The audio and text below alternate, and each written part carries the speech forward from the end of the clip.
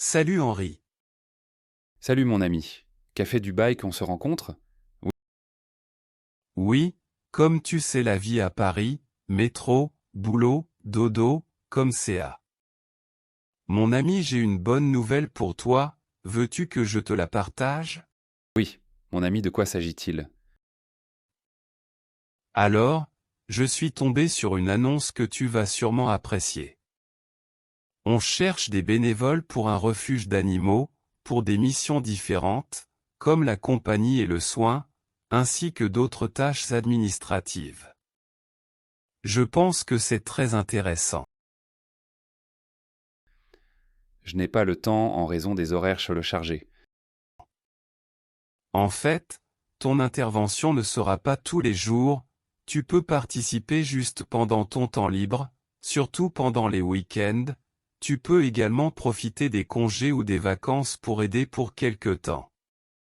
C'est-à-dire, il y a beaucoup de flexibilité et tu peux facilement t'arranger selon tes disponibilités. Je vais me salir, c'est pourquoi, et je ne vais pas m'engager. Je te comprends mon ami, mais tu sais que dans ce cas l'hygiène est indispensable, que ce soit pour les animaux ou bien pour le personnel, donc sans doute tu auras tous les équipements nécessaires, ainsi que les produits de nettoyage qu'il faut. Enfin, rien n'est exigé cher ami, tu peux choisir les tâches que tu préfères. Je n'ai pas d'expérience, ni de compétences. D'accord, mais je sais combien tu es amoureux des animaux, si tu aimes ce que tu vas faire tout sera facile, sinon je pense qu'il ne faut pas vraiment beaucoup de compétences, ni de techniques spécifiques pour s'occuper des animaux domestiques, surtout que tu as déjà adopté des chiens et des chats. Je ne peux pas faire l'agent d'accueil. Je sais combien tu es gentil cher ami, tu es quelqu'un de très sociable et tu seras capable de bien accueillir et guider les visiteurs, c'est vraiment une occasion pour partager avec eux l'amour des animaux, tu vas juste leur expliquer quelques trucs faciles ou bien les guider dans le refuge. Je ne saurais pas faire des tâches administratives. Les tâches que tu vas assurer ne seront pas du tout compliquées, au contraire elles sont à la portée de tout le monde, tu vas les apprendre rapidement, comme par exemple expliquer aux visiteurs comment adopter un animal, leur donner des formulaires à remplir. Tout travail doit être payé, rémunéré, mérite un salaire.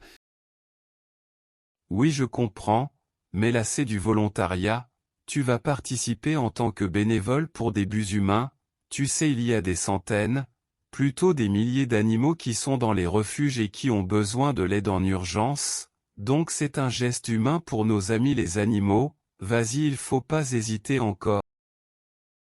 C'est à l'État d'intervenir. Oui c'est certain, l'État doit intervenir, mais il faut aussi la collaboration de tout le monde, les citoyens, ainsi que les associations. Donc notre rôle c'est d'appuyer et renforcer les initiatives de l'État parce que s'occuper de beaucoup d'animaux mérite vraiment beaucoup d'investissement. Il faut qu'on soit tous conscients. Certains animaux sont dangereux, sécurité.